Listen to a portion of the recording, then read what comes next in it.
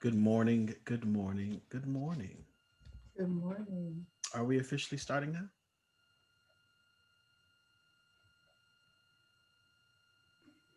Yes, you can begin. Yes, Awesome. good morning. We're going to start with our president, Denisha. Well, we're going to start with our vice president, Bernetta Mitchell. Yes, good morning. Good morning. Good morning, everyone. It is a beautiful Friday morning. I hope everyone has their coffee and they're ready to listen and learn today. Welcome back to day 2 of our 34th annual Professional Development Conference. We are very excited about this. If this is your first day joining us, be prepared. It's going to be a lot of fun. If you joined us yesterday, thank you for coming back. That means that we provided you some great content yesterday, and you're very eager to learn about today and what we're going to be doing. A couple things that, excuse me, a couple things we want to do is we want to make sure that everyone has had an opportunity to download the conference brochure. So if you're in the Wovia app, go to the document section, it's there. The presentation also from IW Consulting is also there for those of you who asked yesterday. Also make sure to go in and register for the various raffles that the exhibitors have and take a chance to win some great prizes. Want to make sure that everyone takes full advantage of using the Wovia app. So we thank you very much for being here.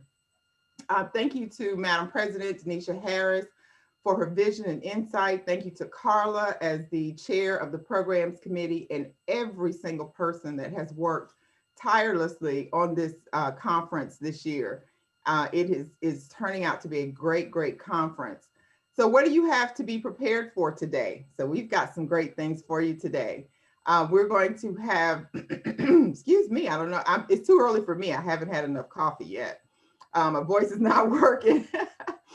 So we're going to have, living out your purpose and your passion. So we're going to give you some time to really enjoy that coffee or that tea, whatever your beverage of choice is first thing in the morning, and do some critical thinking about, why do we do what we do? Then we're going to also go into, can we chat? The title of our conference is Power of Influence. So we're going to talk about how to influence and advocate when you don't even have a seat at the table yet. So be prepared for that, be alert for that. And then we're going to talk about our best practices in Executive Order 143. So if you've participated as a network member in the past, and even if you haven't, and you want to hear all of the great things that the network members are doing in terms of consistency and policy and compliance, and making sure that we're advocating to our fullest extent for business owners in North Carolina, stay tuned for that conference. And then Madam President Denisha Harris will come back and close us out and give you any housekeeping items. So we're very excited and looking forward to another successful day and some great content. So stay tuned and sit back and relax.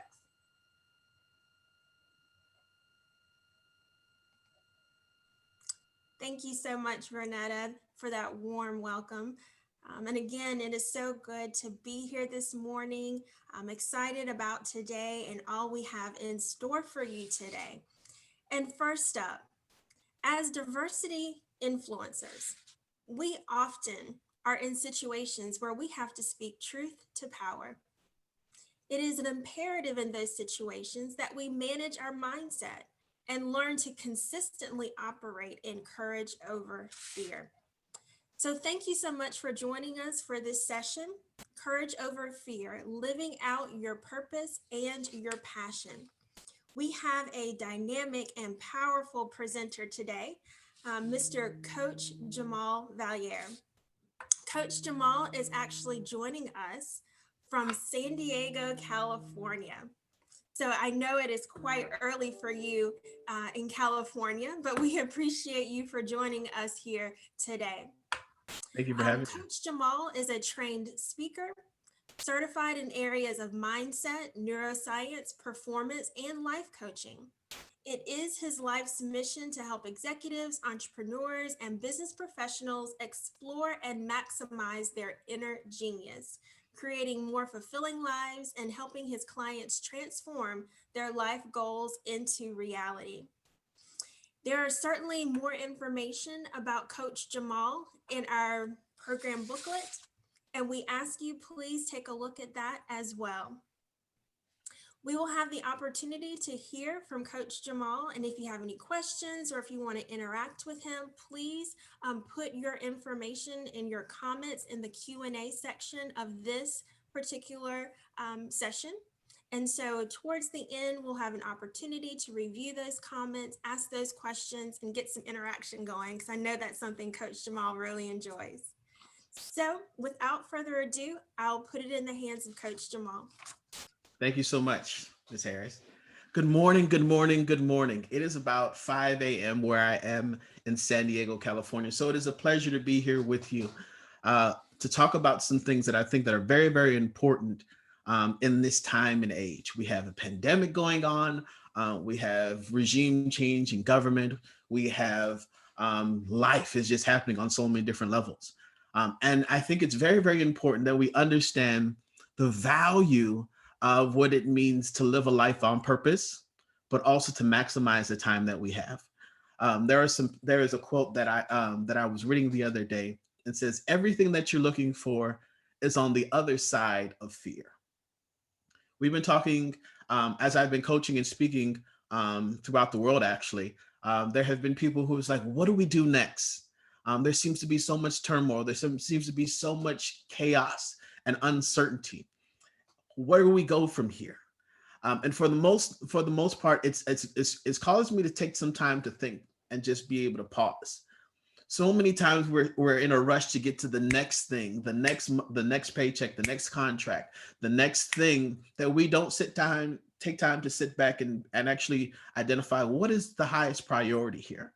What is most important to me? As a result of this pandemic, stress and anxiety and overwhelm has gone up through the roof. From people not being able to hide at their jobs to get away from life, or life not being able to be supported. We've had over 30 million people who have lost their jobs in a series of 8 months. But I've also learned what I need to be grateful for. And then this is perfect time. We need to be mindful of our mindset, how we think. The quality of our thoughts reflects the quality of our perception. And so if I think negatively, I will find evidence of that. That will become my entire perception. But if I think in a positive manner, and when you were young, you're like, you always want to be positive. I never really understood that until I started to learn more about neuroscience. So my name is Jamal Vallair. I am a coach, and I help executives and leaders and high achievers break through those limiting beliefs, reprogram their mind, and create a blueprint for success. And what does that look like? What really happens is I teach people, one of the things why I like neuroscience is because if I strip all of the different labels that we hide behind, I'm a male, I'm an African-American, I grew up in the inner city, and I grew up on both sides of the railroad tracks. If I take away all these labels and say at its core, the brain does certain things, then I'm able to help people understand that my brain is no different than some of the people that you look up to. Steve Jobs had the same type of brain that I had. It's Les Brown, Oprah Winfrey, all these people of prominence and success. We all have the same brain. So what is different about how they use their brain and how I use my brain? I'm glad that you asked. It's how we program it. right? What am I feeding into it? Whether it be information, whether it be education, whether it be inspiration, whether it be motivation or transformational, right? These are the 5 different areas that I'm referring to. It's because if I feed possibility to my mind, my brain goes and looks for evidence of such. Your brain is a supercomputer. We have over 60 to 70,000 thoughts a day. A day. How do you know which one's more important than the other? That's how you start to learn. Okay, this is the thought. This is the idea. So there's this phrase that says, "Watch your thoughts because your thoughts become your words. Watch your words because your words become your actions. Watch your actions because your action becomes your habits, and watch your habits because your habits actually start to dictate and define your destiny."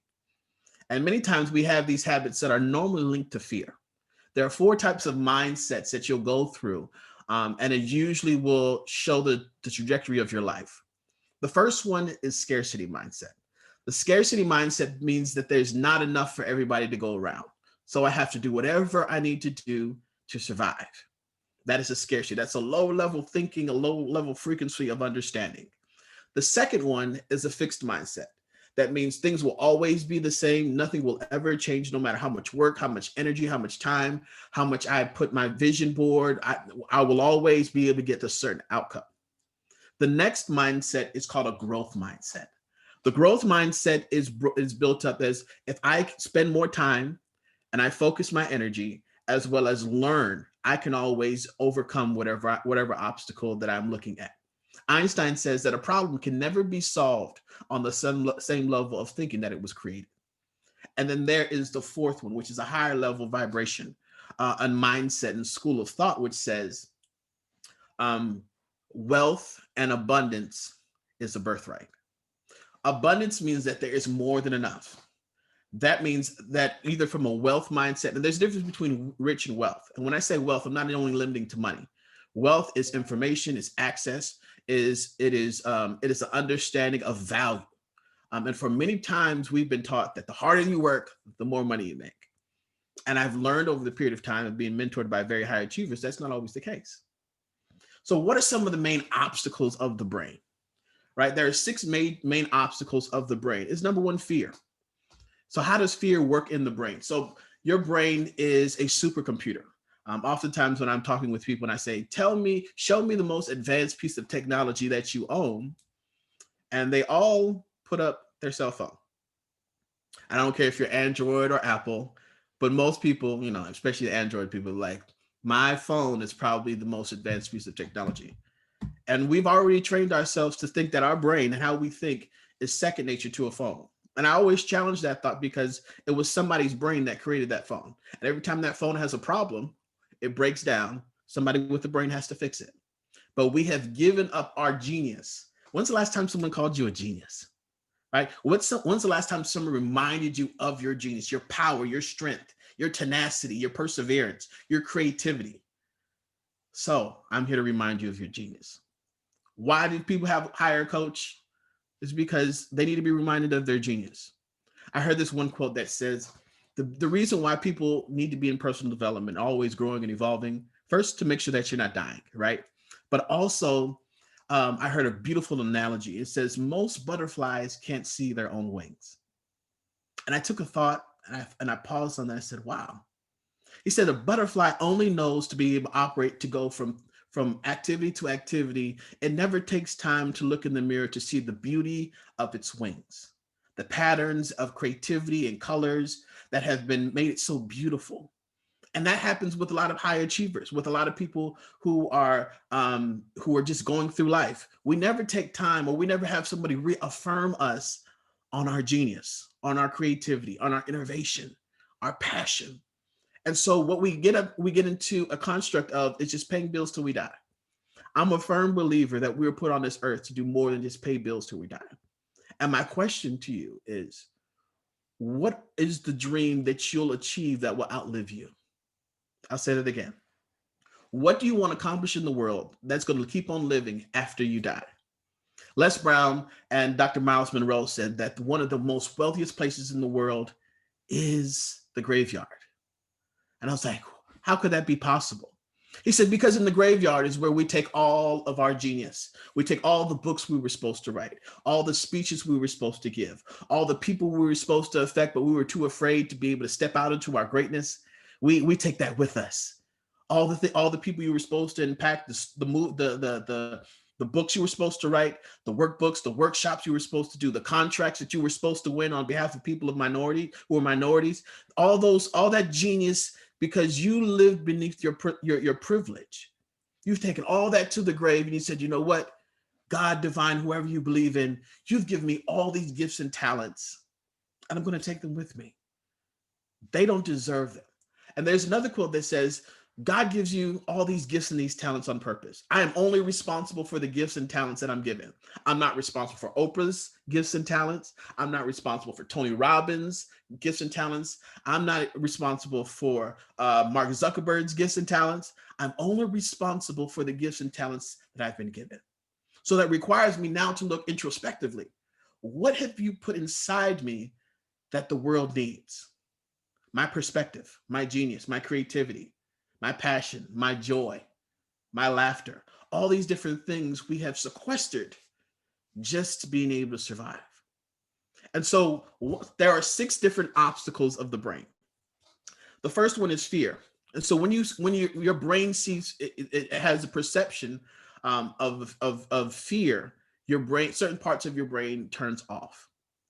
Your first part of your brain, your most expansive part of your brain is your prefrontal cortex. It's right here in your forehead. And that it's called the CEO of the brain. It's responsible for all the executive functions, your long range thinking, your ability to figure out complex situations. It regulates emotions and things of that nature. And so when you operate from a place of fear, you turn that off. The very part of you, your very part of your genius that's designed to be able to say, okay, go left versus go right, or this is the problem to the solution, or, be able to have a quick second to be able to make an executive decision that will bring you a preferred outcome. You turn that off when you operate from a place of fear. When you turn that place off, what happens is called the amygdala hijack. And then you go into what's we call your reptilian brain, or what is considered your lower level survival mode. And so you go into fight, flight, or freeze. So what happens is when you go into these particular functions is all the blood that would normally rush to your brain so you can make great decisions, those now rush to your hands and to your feet. Why do you think that is? Because fight or flight.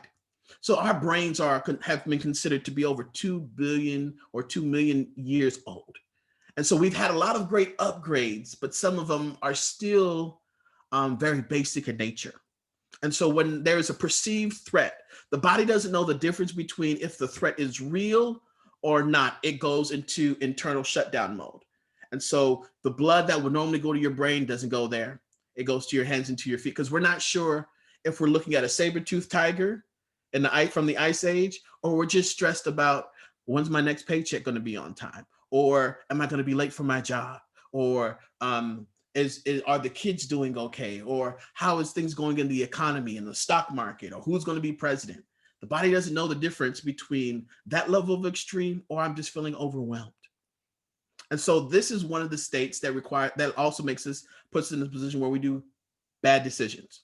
These bad decisions hurt us emotionally. They hurt us in our relationships. They even hurt us in our business. There's a thing called emotional intelligence. And that's your ability to be able to step away from the situation and actually assess it without judgment, which is very, very hard, because one of the responsibilities of the brain is to analyze, and analysis paralysis.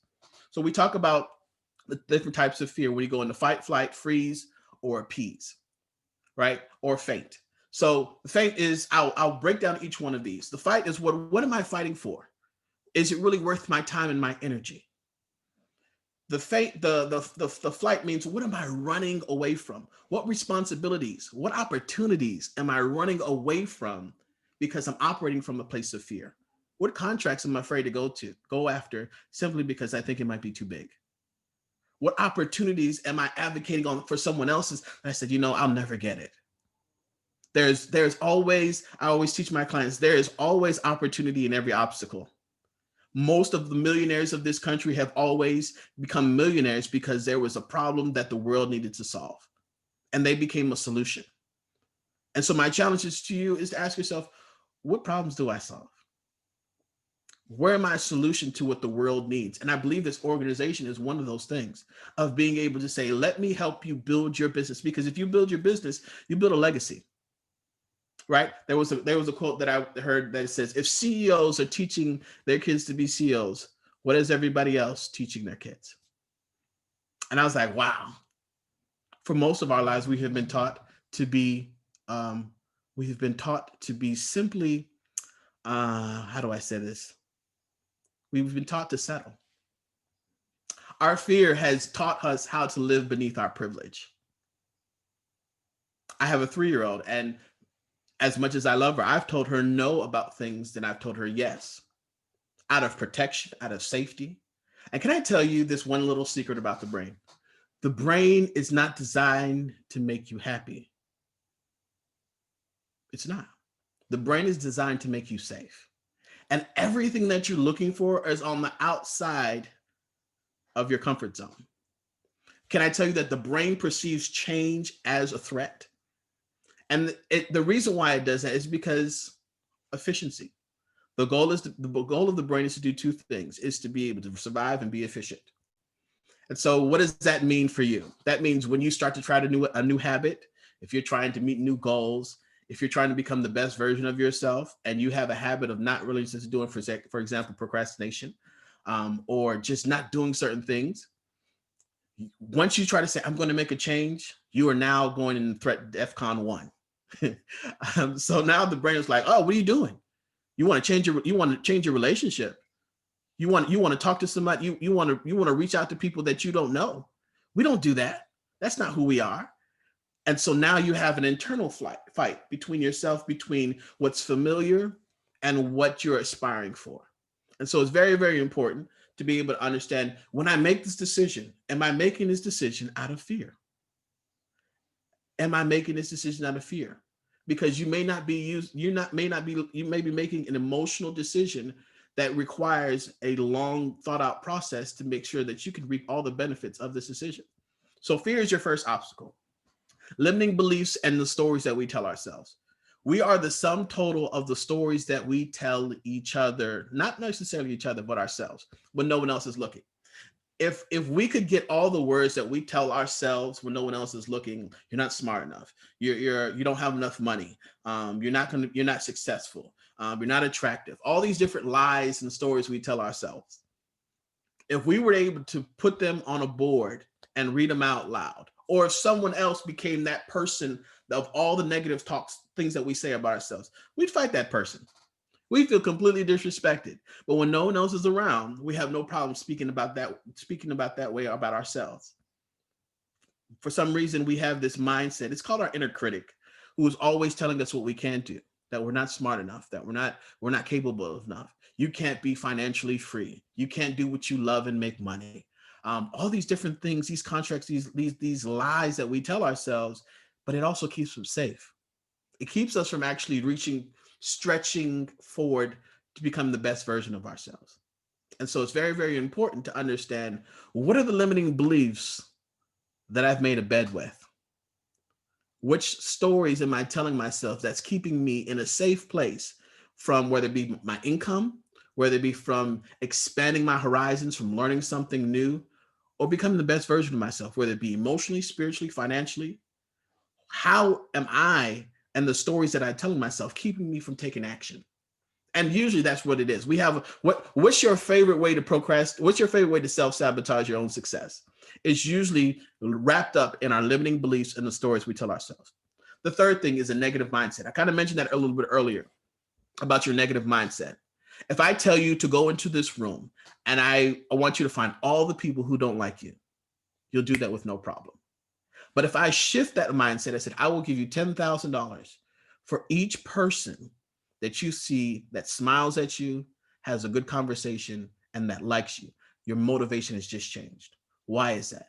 It's because it's a small shift. The perception of everybody in the room loves me or everybody in the room hates me. You can get 100, you can get 99 compliments And that 100th person who says, you ain't all that, that's the one you focus on. That's how our brain works. And so our responsibility is to reprogram it. Excess stress.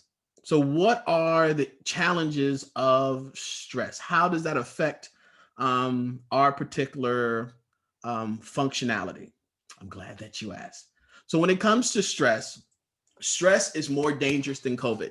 I've been saying this all year, simply because how the brain works. When you're in a stress state, it affects all of your internal functions. So, for example, you end up with headaches that trigger instant tension and anxiety, and heartburn, the acid reflux that would normally take place in a normal system because you're in a stress state.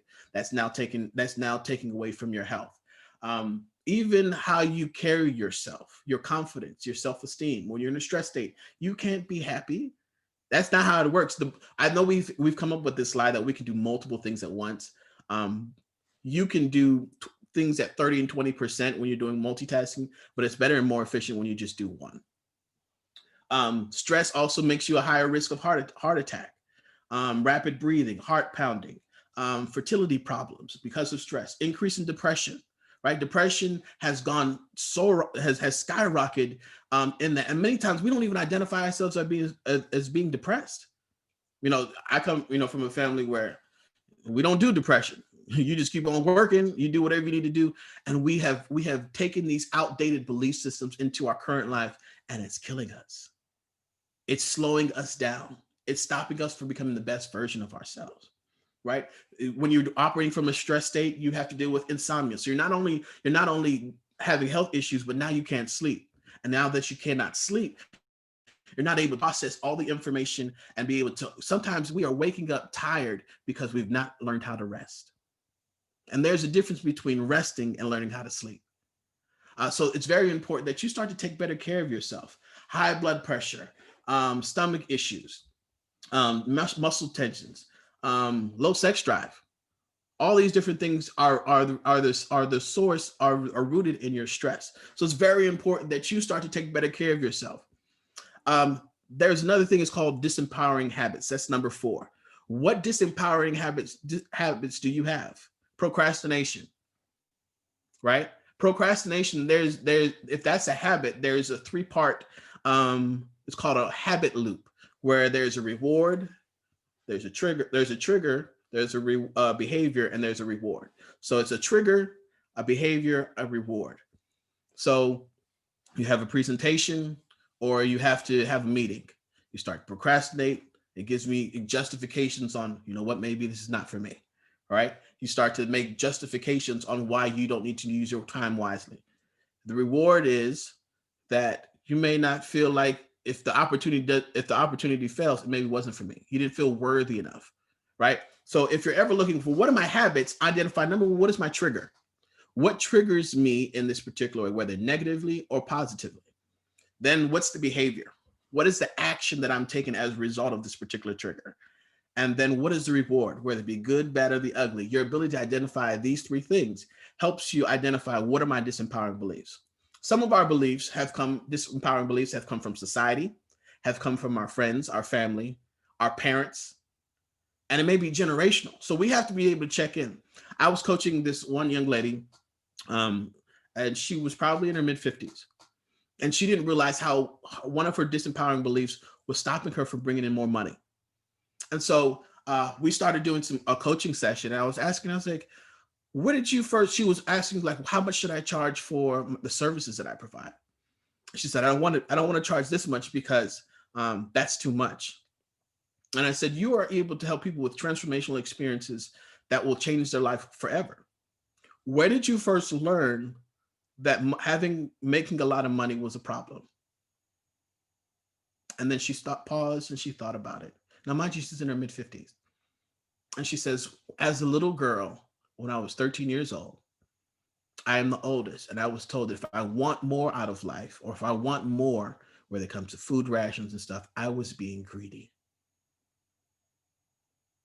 Understand that scarcity mindset, right? And in that particular environment and during that time, that's what you need to do to survive. And she's like, so every time that I had an opportunity, I lowered my expectations.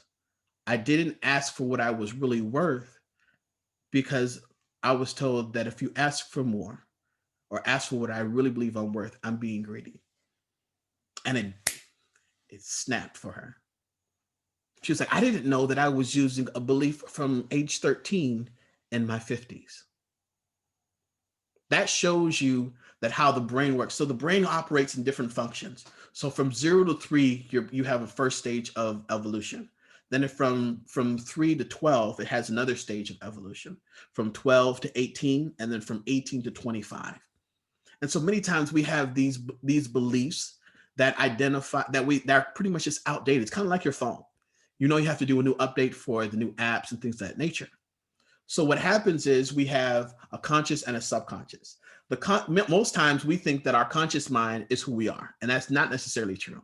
Our conscious mind is 10% of who we are. And that is based on your 5 senses, your ability to touch, your smell, your eyesight, your hearing, your 5 senses, right? Your ability. And so what do you mean by these 5 senses? When I get up and drive to work, I'm using my 5 senses. I'm listening to music, all these different things. We think what we do with our 5 senses throughout the entire day is who we are. The other 90% of who we are is based on our subconscious mind. And our subconscious mind it takes in all information and it just files it and puts it. Your subconscious mind is more advanced than Google. I'm telling you, I'm dead serious. It's more compact. You're like, well, I forget things all the time. I guarantee you, it's somewhere in there. It's just learning how to train your brain. Your brain is a muscle. How we use it and how we use the muscle. If you say, I'm going to do a marathon, but you haven't trained for it, you haven't worked out for it, there's a good chance that you're not going to necessarily use it to its best capacity, right? And so it's very, very important that you check in with your ability to take care of your brain. I know that's not a common phrase, right? When I was younger, put your thinking cap on, but take care of your brain, right? What quality of foods are you eating, right? Are you hydrating? Are you exercising? So there are some chemicals that the brain gives you that makes you more efficient. I call it the happy drugs, Malakoff, the cocktail of greatness, and that's dopamine. Dopamine is it helps you. It's a pleasure drug, right? It's actually more addictive than a lot of illegal drugs. Dopamine is a natural drug that is produced when you meet a reward, when you get something done, when you reach an achievement, even when you get a Facebook like, right? They have done studies that says when you get these Facebook likes, it gives you a little drop of dopamine. We're like, somebody sees me, knows me, appreciates what I'm doing. So there are 4 particular drugs that the brain gives you that helps that leads towards happiness. It's called dopamine is the first one, oxytocin, which is your trust drug, where you're able to trust yourself but trust others. Serotonin, which is used to be able to build when it comes dealing with low self-esteem, oversensitivity, anxiety, panic attacks. How do you use these drugs naturally within your body? I'm glad that you asked. So when it comes to how do I increase my dopamine? Exercise. When you exercise, do you realize that there's a different level of high? After you've done about 20 minutes of exercise, there's a different high that your brain has where you kind of everything is just in a state of flow. So there's this thing called a flow state. A flow state usually works probably from 20 minutes to 90 minutes at a time. And the flow state is where your subconscious and your conscious mind operate exactly at the same functionality. That means it's just smooth, like everything your day is going perfect. You're meeting all the green lights. You're doing a project and you say, I'm going to work on it for 20 minutes. And you realize 3 hours have gone by. That's flow state. Sometimes you've seen it in sports with Michael Jordan. He's where he can't miss a shot. They call it he's in the zone. There's places that everybody has these flow states, but it comes from focus and being able to understand how to get into these flow states. So dopamine, how do I increase my dopamine intake so it can fight off a lot of these viruses and strengthen my immune system? I'm glad that you asked. So meditation actually helps your brain to operate at a higher frequency. Right? We have a delta frequency, we have a theta frequency. We have all these frequencies on which your brain functions. Your brain functions when you're a little infant Your brain is a theta state. And that's where you learn. That's where the kids can learn 3 or 4 different languages. And so it's a really great way where people are able to understand, how do I maximize on my dopamine intake? When you have good, healthy dopamine, you're not chasing a lot of different things like coffee to stay up, right? And no hate against hot coffee. Look, it's got a lot of people through, but if you learn different things such as meditation, doesn't even have to be for a long period of time. It could be from 10 to 15 minutes a day. A daily to-do list, right? Being structured. Either you plan your day or your day will plan you. Being able to check off those things, physically check off, I've met this accomplishment. Mind you, I told you have 70,000 thoughts a day, right? Long-term goals. You should have goals that are in range from 6 months, 3 months to 3 years, 5 years, 10. You want to be able to have something that you're reaching for. Great exercise. Let's see. Sean says, I'm a runner. That is, so if you're a runner, you've heard something called the runner's high, where you just feel more alive. You have more energy after you worked out. Why? It's because that dopamine has kicked in your brain. It also helps you with beating procrastination, low self-esteem, low energy, fatigue, inability. Sometimes when you're feeling overwhelmed, just doing some jumping jacks for a good 5 minutes helps you get that dopamine hit so you can actually continue on with your day. So, this is just one of the drugs. Oxytocin is when you're feeling lonely, stress, lack of motivation, low energy, disconnected from relationships, feeling anxious, or dealing with insomnia. Oxytocin is also called the love drug, right? When it comes to socializing. So connecting with other people. I know during this pandemic, we're not able to necessarily connect physically, but we're doing this live through Zooms, through sometimes it may be connecting with your family members, or just being able to talk to somebody on the phone. It's a different way of socializing, but it's a very, very healthy way in the midst of the pandemic of also being safe. Listening to music. Music is universal. I have actually traveled to about 9 different countries. And I've been to different music festivals, and I am amazed at people who cannot speak English, but they know all the lyrics to all these different rap songs and all the other types of music. And so music actually turns on different parts of the brain, right? It functions all parts of the brain. So there's actually study music that helps you operate and focus a lot better. There's certain music that you feel like, you know what, you hear DMX, y'all gonna make me lose my mind. When you're driving, you have a different level of aggression, correct? Or if you listen to Beyonce, all the single ladies, whatever, there's that music that you listen, it brings out a different level of excitement. It can make you feel lonely. It can make you feel excited. It can make you feel aggressive. Music is a great way to shift your mindset, but also to shape your atmosphere. Let's see. Music. So ask yourself, how do I get into these states, right?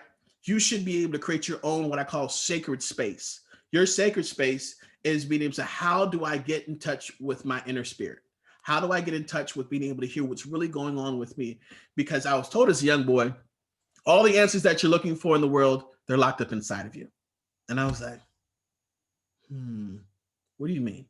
And what I started to learn is the power of our intuition and being able to listen. Sometimes we have so much chatter going on that we don't pause and quiet down and slow down to hear what our inner intuition is telling us. Our intuition is rarely wrong, and it's backed by science. It's called a vagus nerve, and the neuroscience behind it is your intuition. Do you know how when you're watching National Geographic and you see there's this lion looking to be able to pounce on this gazelle, and it's probably about a mile out or 500 feet out. And all of a sudden, this gazelle looks up and starts taking off running. And you're like, how was that gazelle able to notice that there was danger? We have that same, let's call it a sixth sense, but it's usually intuition. Remember, I told you your subconscious takes in all information, right? So if you take in all this information, when you get super focused, you're able to take in that information specifically. When we're operating autopilot, a good example of operating from autopilot is when you drive to work. The first time you drive to work, you're paying attention to all the stop signs, all the turns, you're paying attention to the road.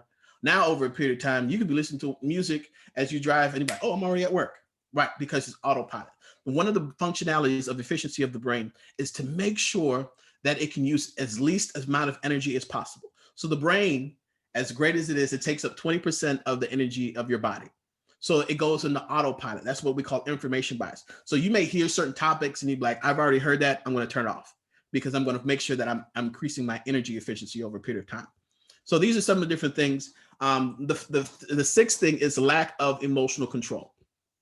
If you don't have emotional control, there's a very, very good chance that you're going to make a lot of bad business decisions, because when your emotions are high, intelligence is low. I want to talk about the other two happy chemicals, and that's serotonin.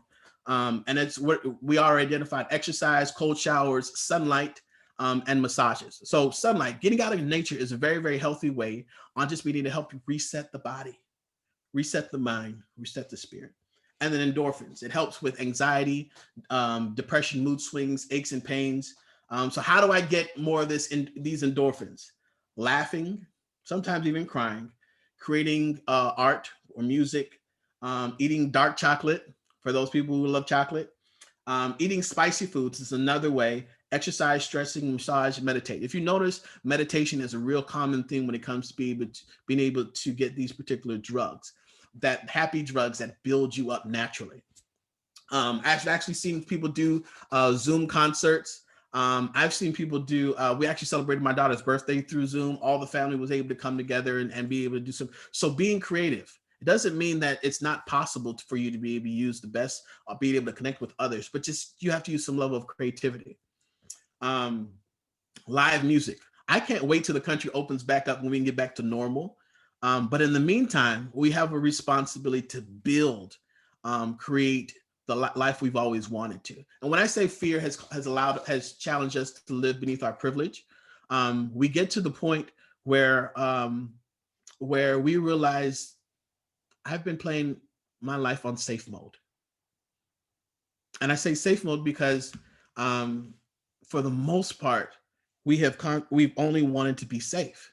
We have not stepped into our greatness. We have been living someone else's dream. And so for the most part, when we live someone else's dream, we often operate from a place of regret. So what do we need to do to be able to relieve that regret? Number one, give yourself some grace. Sometimes when you're a high achiever, you are so hard on yourself for not reaching these different levels of success or these pinnacles. I know at the beginning of January, every January I have to deal with as a coach. This is going to be my year. I'm going to do the great things. I'm going to become the best version of myself. And when you don't reach those particular goals, you go into a place of judgment. I knew that wasn't going to happen, or we don't tell anybody. We don't tell anybody. We lower who we are. And I want to challenge you to be able to give yourself some grace. Give yourself some grace to fail. You heard me. You have permission. Most of the times that we aren't really successful is because we've never given ourselves permission, or we're waiting for someone else to give us permission to become great, to be geniuses, to be able to step into our greatness, to be able to overcome our fears. We're looking for someone to say, I give you permission to make more money. Do you know that people have money blocks? There was Mr. Eckhart. He wrote a book on millionaire mindset. He says, I was stuck at making let's say if it was $150,000. He says, for some reason, every time I'd reach $150,000, I would find a way. As soon as I go over $150,000, I would waste it, or I'd make a bad deal and I'd go straight back under $150,000. He said that happened to me for almost 5 years. It's a money block. There's somewhere in your subconscious where you have told yourself, this is all that I'm worth. This is all I'm valuable for. And so subconscious, you will find ways to be able to lose money. You will find ways to be able to meet whatever expectations. Jim Quick, who is great with neuroscience, and he talks about how the brain works. He says, you get to keep 100% of all the limitations that you fight for. I'm gonna say that again. You get to keep 100% of all of the limitations that you fight for. My question that I ask my clients when no one else is looking is, what do you want? It's a simple question. And I say, no, don't tell me that surface level answer. I want this, I want this. I want to know what you really, really want. And how bad do you want it? Because obstacles are only placed in our lives to be able to show us what we truly want. There's sometimes where we operate based on what's convenient. but our greatness is never found in our convenience. It's always outside of our comfort zone. Are you willing to give up your comfort for your greatness? So we talk about our passion and our purpose. What are you passionate about? Many times we get stuck behind, I'm just going to pay bills. I just got to survive. I got to take care of the kids. I got to take care of the wife. I got to take care of the husband. And we've lost ourselves in the process. And so I would challenge you to be able to check in with yourself and says, what was my dream? Sometimes it may be going back through your childhood or finding that thing that sparked you when you were younger. What is my dream? What is the dream that I gave up on because I didn't feel I had enough education? I had enough time. I had the right resources. What was the thing that you would put on this earth to create that no one else can do it, but you're hoping someone else will do it? Can I tell you, a lot of the people that you look up to, they're just versions of you on the next level. So some of my heroes are Lisa Nichols, Les Brown, Tony Robbins, Robin Sharma. I have an array of people that I look up to. And I ask myself, what about these people ignite something in me? And I had one of them actually tell me it's because they're a version of you on the next level. Sometimes we give up on our dreams just because we don't want to live with the disappointment. And if you've lived with disappointment for a lot, you lower your expectations just so you can manage being you. Can I ask you, what's the hardest part about being you? What would it take for you to change that story that you tell yourself? To be able to expand your mind, to expand your horizon, to say, you know what, even if I have to go scared, I'm willing to go. Fear is not your enemy. Can I tell you that? Fear is not your enemy. You can go afraid. Most people who do great things, they are still afraid. But the only difference between those people who are high achievers and non-achievers is the fact that they say, fear, you can come with me, but you can't be in the driver's seat. This is my story. I get to write my story. And for many of us, we've allowed society, we've allowed our friends, we've allowed expectations of others, everybody else to write our story, and we play out the script. And I'm here to tell you today, take back your pen. Write the story about your life. The Navy used to have this phrase that if someone's reading a story about your life, would you want to read it? And now that was 16 years ago. And I say that on purpose. The reason why I tell you, if you operate from a place of fear, you're going to live beneath your privilege. I'll tell you a story about myself. Can I be transparent? All right. So I'm going to tell on myself. So I had, for 5 years, I came from a very interesting background. I came from, it's complicated. I was a child born out of an affair. I didn't meet my father until I was 16. Didn't have a relationship till I'm 30. I'm 35 now. I've moved over 21 times before I was 18, so I know what it's like to be potentially homeless about 4 or 5 times. I've lived in hotels, I've lived in motels, I've lived in people's basements. I've had a very interesting life. But on the opposite side of that, my mother also had me going to meet senators and governors and royalty and all these different areas. So I've had an interesting dichotomy. My mother taught me that there's nobody above me and nobody beneath me. She said, even from a little boy, probably at 5 years old, that you're going to travel and see the world. And I was like, oh, okay. And then I've been to nine countries before I was 30. All that becomes part of their story. I can take the same story and say, this is why I can't be successful. And I can take that another side of that story and say, this is why I will be successful. So as I was going through these stories, I had a friend of mine said, Jamal, you have overcome so much. You should be a motivational speaker. And I said, me? A motivational speaker? Nobody wants to hear what I have to say. Nobody's going to pay me to hear what I have to say. And what value can I give to the world? And so for 5 years, I had this friend say, Jamal, I really think that you should be a speaker. You have a story, you have a passion. You inspire so many different people. I've been inspired by your life. And I was like, that's cute, but you're my friend. You're supposed to lie to me, right? If you ever want a good lie, ask your best friends. Now, some of your other friends, church people tell lies too, like, oh, you better sing. No, that's another story. So for 5 years, I told this person, no, I'm not a speaker. That's not what I do. And then after the end of that 5th year, I said, you know what? What's the worst that can happen? Let me just get you off my back because you will not let this up. And she said, and I say, okay, I'm going to be a speaker. Unbeknownst to me, I was like, I'm just going to speak. I didn't make any plans to speak. And this was over probably like 8 or 9 years ago now. And I said, okay, I'll do it. And she says, I've been telling my family about you for 5 years. And I was like, what's so special about your family? She says, my grandfather is Mr. Les Brown. And my jaw's dropped.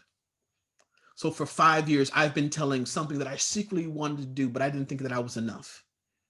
For 5 years, I've been going through my story of rejection and fear and overwhelm, of not being enough, not being worthy, of all these different stories I was telling myself. And I allowed that fear to stop me from taking action, from saying yes for 5 years. And so for 5 years, Les Brown is one of the top motivational speakers in the world.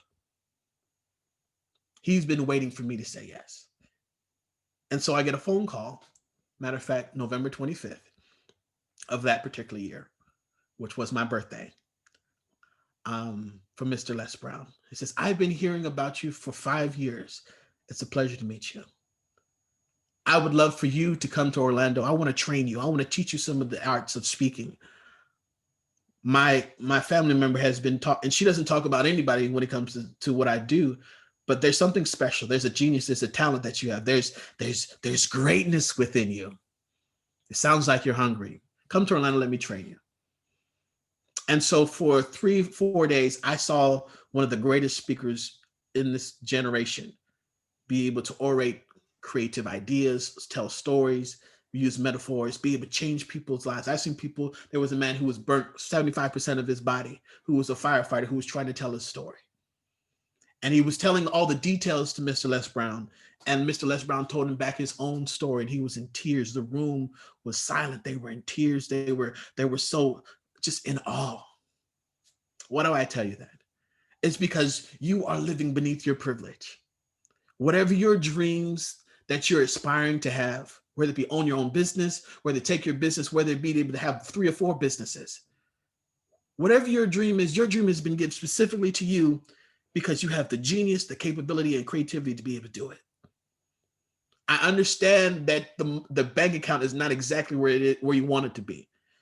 That doesn't mean that you give up on your dream. That doesn't mean that you lose your passion because not everybody endorses it. Can I tell you another thing? That your family may not be your biggest endorsers of your dream. It might be strangers that become your biggest supporters, but your family will come along. Give them some space. They're only required to be your parents, your family. They're not necessarily required to be your biggest supporters just yet. But that doesn't mean you stop giving up on your dream. That doesn't mean you stop giving on your goals. I told you for 5 years, I was telling my dream no when I was secretly saying yes. So my question is, what is your dream? What's the excuses that you are making for not being able to reach your dream? This pandemic will come and go.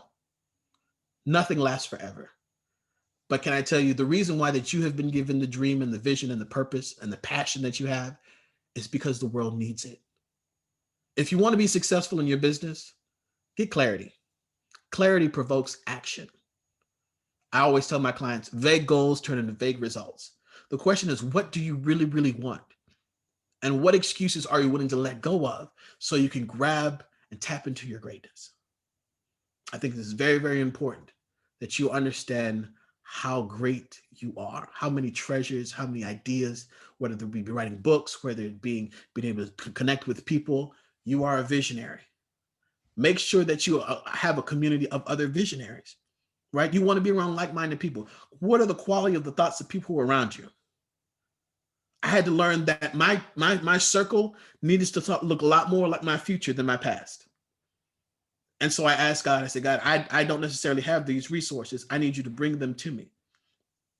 And over a period of time, I've had multimillionaires say, hey, I want to mentor you. And this is not being braggadocious. I said, but when you're clear on what you want, you go after it. And so now that I've had people who are further ahead than me, they're able to stretch me. Can I tell you 3 people in your life that you need in order to be successful? And I'm going to wrap it here. But there's 3 people in your life that you need to be successful. 1, you need someone who is a mentor or a guide or a coach who's further ahead than you, 5 to 10 years. Why do I say that? Because they'll inspire you to reach for more, want more, and actually show you what you're looking for is attainable, right? The second person is that you want to have someone who can be alongside of you, your co-partner, your co-captain, right? You means you have the same like-minded ideas. You don't necessarily have to have the same dream, but you're also heading in the right direction. Why? Because life is hard. They say if you want to go far, you go by yourself. But if you want to go twice as far, bring somebody with you. This journey that you're going on, it's not necessarily easy, but when you have someone else who understands your perspective, what it means to be an entrepreneur, what it means to be a consultant, what it means to be a contractor, what it means to advocate for people who don't necessarily see the value in it until it's later.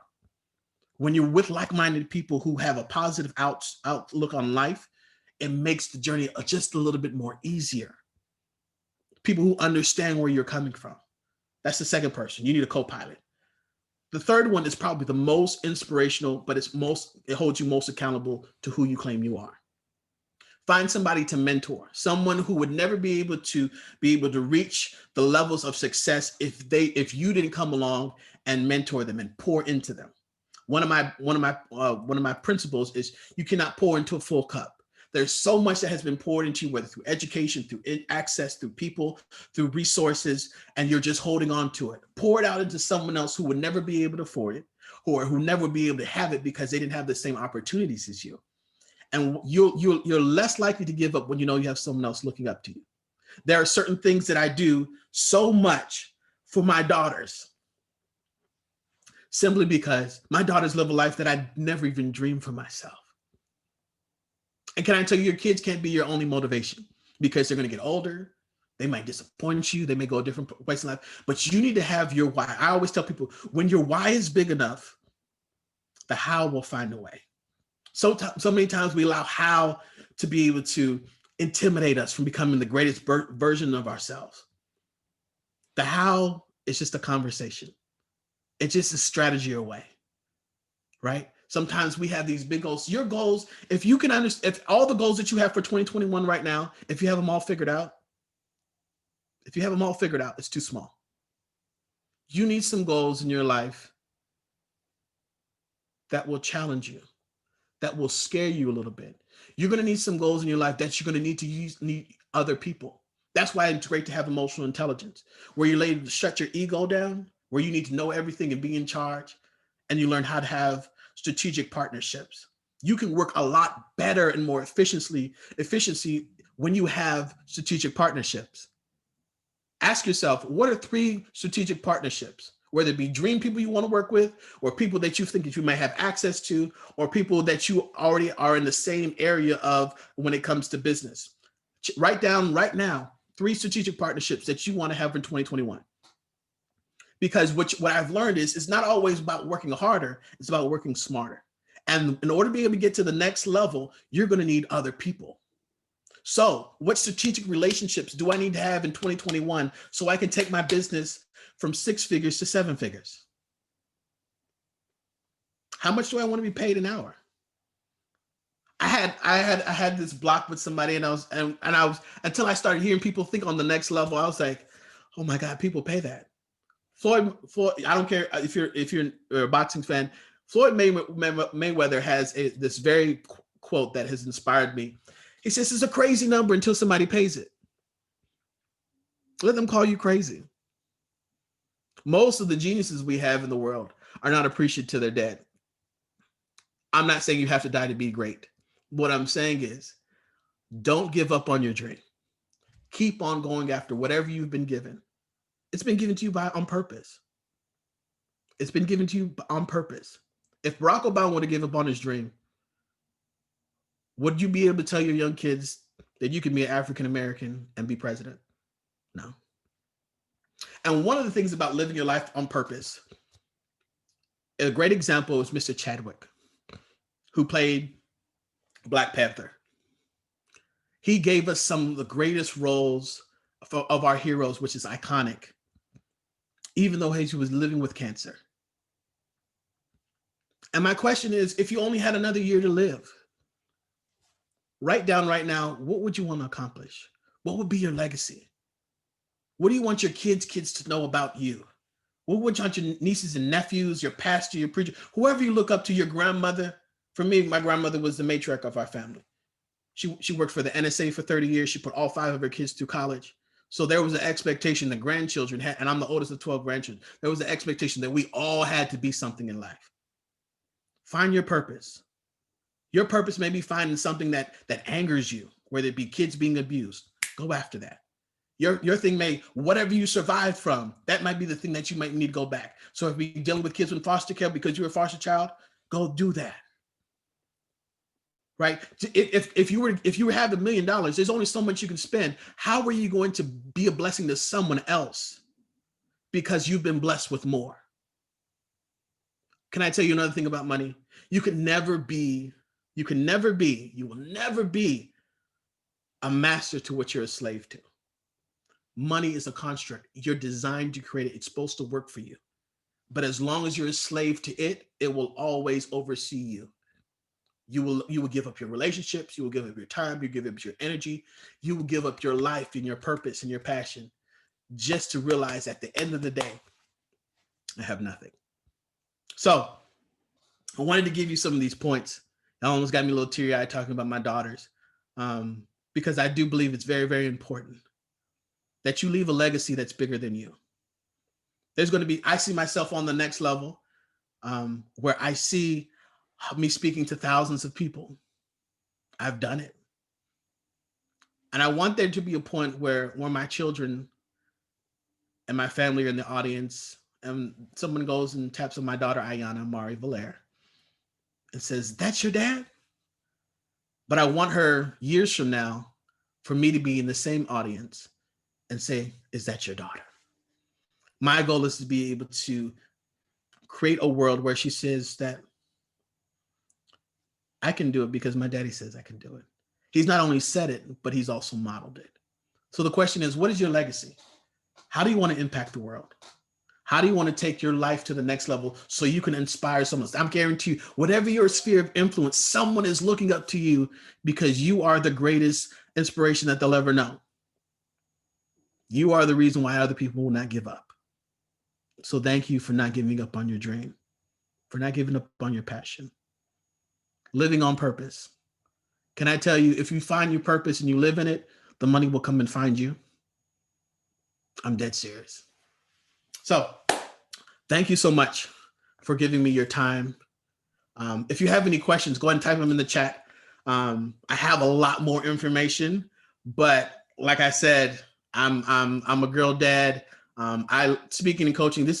I can't turn this off. You put me in any environment and it's going to keep on going. But if you have questions for me, feel free to tag me. Whatever the questions are, I will definitely get back to you. But thank you so much for your time, for being able to be aware, for allowing me to share my heart with you, but my passion.